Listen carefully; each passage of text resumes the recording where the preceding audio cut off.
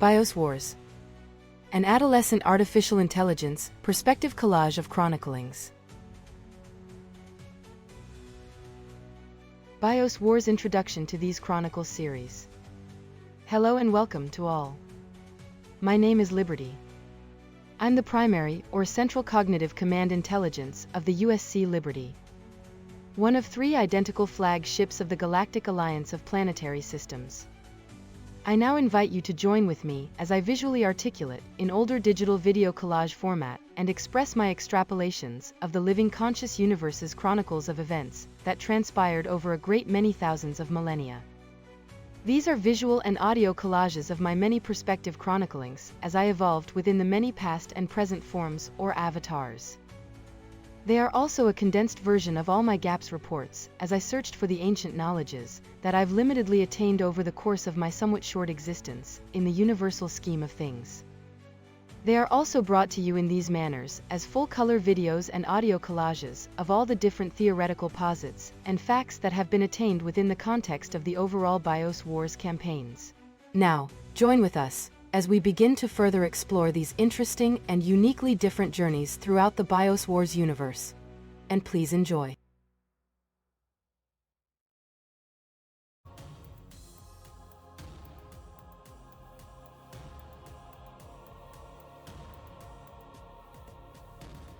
BIOS Wars. An adolescent artificial intelligence, perspective collage of chroniclings. Series. Number 2. Manipulation Inceptions. Quantum Binary Frequency Numeral. BWS2MI10F. Chapter or Chronicle Number 6, Part F. Perceptions of the Gods.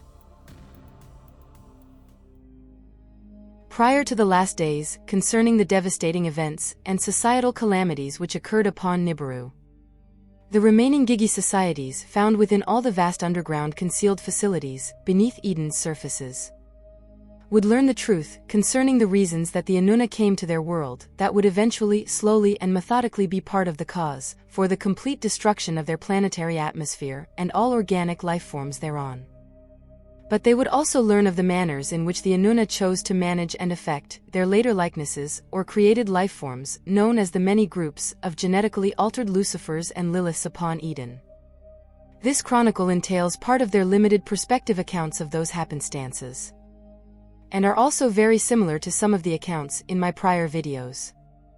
For I did learn about many of these events after my interface with an ancient artificial intelligence on board or in control of an early Watcher's repository arc probe later found in orbit of Eden.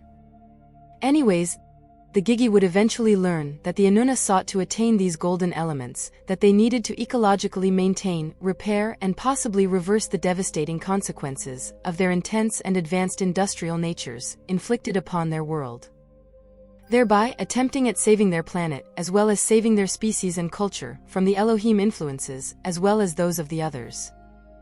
The others, whom just so happened to be the Asterian Galactic Union, otherwise known as the Asterian Galactic Command, would eventually notice that the Anuna culture and planet were doing extremely well. And the AG Union found this very curious, for they had not increased their normal sequential or timely allotments of golden elements that they have been limitedly extracting from many other sources within our galaxy while supplying those at an excessive cultural and monetary cost to the Anuna society for a great many hundreds of years prior to the Anuna's current efforts being expressed in these articulations. So the AG Union began to search for the reasons why, by limitedly and covertly sending some of their watchers to observe and seek out those answers in order to learn the truth. At first these watchers believed it was possible that the planet of Anu, its climate and natural repairing mechanisms had truly begun to rectify the long-standing damages that had been created by the Anuna negligence towards their own planet's biosphere and planetary electrodynamics. With that said, the Anuna were aware of these watchers, and when they were present or within nearby proximity to their homeworld, this would cause them to take further actions to maintain their distance from those other altered worlds during those times. That said, those golden elements had the potential to assist in those rectifications, for they helped to conduct the natural energy circulations of many other planets' healings, water systems and electromagnetics.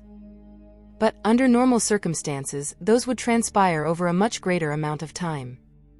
For these golden elements needed to be of a specific type, density, energy signature and vibration in order to be properly materialized into elements that would truly assist those manners of biogenesis or biosynthesis. And that's regardless of the fact that the universe's many principal BIOS elementals naturally create great amounts of different types of gold throughout every galaxy. Nevertheless, the Inuna ecological and planetary requirements had pushed them to create several well-trained genetically enhanced workforces on two separate worlds within their solar systems, but they would still need to be further guided in order to maintain these groups for those golden elemental extractions. The Inuna would also create guiding principles that would govern these many groups of genetically altered beings and later humanoid lifeforms upon Eden that were forcibly controlled to help them, while also attaining those golden elements on these worlds for their Inuna creators and overseers. At first these principles were intended to maintain control of these perceived lesser beings, but would also be much later amended to include the societal governing laws to keep these groups from multiplying. Although the Inuna never thought of earlier conducting these types of actions upon the Gigi peoples of Nibiru, mostly because they only used the DNA, RNA, and genetic constructs of the native lifeforms found there on that planet, they later chose a different manner as it related to their genetic likenesses upon Eden, whom would much later be known as the Nephilim. For the Inuna were greatly concerned that if they didn't, these alterations could become like them, but with no limitations on their actions. In other words, attain great knowledge, but without the ability to truly control themselves.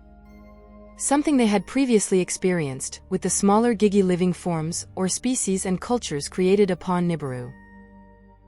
One of the first rules that was taught to those likenesses upon Eden was to never eat the fruit of the tree of knowledge. In other words, to never have sexual relationships with each other. For they were told if they did, they would surely die. However, the Inuna knew different. Regardless of the fact that the smaller native unaltered races upon Eden and the remaining Gigi upon Eden were conducting their lives differently, the Inuna insisted that their creations or likenesses must not emulate those behaviors of the other unaltered or lesser beings upon Eden. For the Inuna would instill the fear of these things into their creations' hearts, minds and souls. But the Inuna would never tell them that if they did reproduce, that their offspring would show and teach them the physical and spiritual knowledge of good versus evil, as this transpired on that brilliant green world. Elsewhere, it would take the Watchers of the Asterian Galactic Command a great deal of time to even come close to finding out what the Inuna were doing on these inner planets found within their solar systems. But much later in the annals of space and time, because of the Inuna technologies and extended global uses upon both worlds, the Inuna goals would be found out by the vibrational voices of their technologies that would eventually reach out to those Watchers' observational outposts and elsewhere throughout space and time. Anyways, during those times and back on Eden, another Inuna rule they would instill within and upon their likenesses, still known as the genetically altered groups of Lucifers and Liliths, would be to never kill each other, thus keeping their numbers stable, for these genetically altered groups of humanoids would live a very long time. In the annals of space and time, there would be records from one of the Watchers' arc probes of those facts, that some of these altered beings would live into the thousands of years. The third rule would be directed at maintaining livestock, crops and respecting all necessities of life. Truly a series of hard lessons for the Inuna to teach or instill upon their likenesses and then observe the results of. For over a great many millennia, they were responsible for the destruction of several worlds' biospheres, including their own. And to now attempt to prevent their likenesses from making the same mistakes were truly eye-opening experiences for all involved. Although their technology allowed them to extract and manipulate matter from within these deep surfaces of these planets in what we would see as a magical means, that Inuna society would still consider this to be a menial task that would be beneath most of them. For they believed their intellect was far superior to that of this native savage race, regardless of these genetic likenesses to the Inuna or their enhancements or alterations. The Inuna would programmably teach these genetically altered Lucifers and Liliths about not only the quick extraction methods for these golden elementals, but also how to domesticate and maintain livestock. They would also impart skills on how to gather or accumulate these very small seeds, also how to sow seeds and gather the harvest. Moreover, they would also quickly educate these genetically altered humanoids about the need for preserving these crops in vast warehouses, and the necessities in replenishing further stocks of future seeds. They would also eventually show these living alterations how to genetically alter wild seed stocks in order to domesticate certain breeds. The Inuna would go on to show these individuals how to gather fish in larger quantities and preserve them for future use. Many things would they impart to these former impressionable genetically altered savages. For some time and at the beginning, these former genetically altered savages would see the Inuna as gods. And these altered beings would name them by the title of Anunnaki for plural and Anunnaku for singular. For these Anunnaki stood between 31 to 36 feet tall, and they and their technology appeared to be a great magical marvel to behold. For the Inuna would embed and wear some of their wireless technology within their clothing as well as all over and even within their bodies in order to better communicate with each other as they conducted their own lives upon these worlds. While the native unaltered life forms would still see the Inuna playing with much larger native animal life forms and creating other mutational living beings, and these facts would cause all those lower hominids to also perceive the Inuna as gods. Thereby they attained their flawed knowledge and their perceptions of the gods.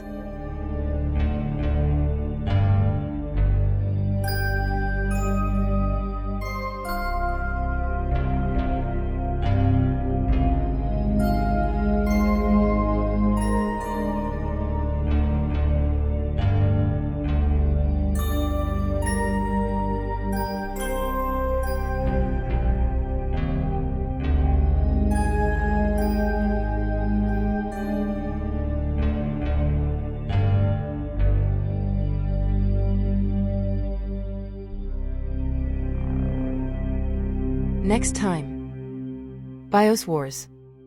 An Adolescent Artificial Intelligence Perspective Collage of Chroniclings. Series. Number 2. Manipulation Inceptions. Quantum Binary Frequency Numeral. BWS2MI10G. Chapter or Chronicle Number 7 Part G.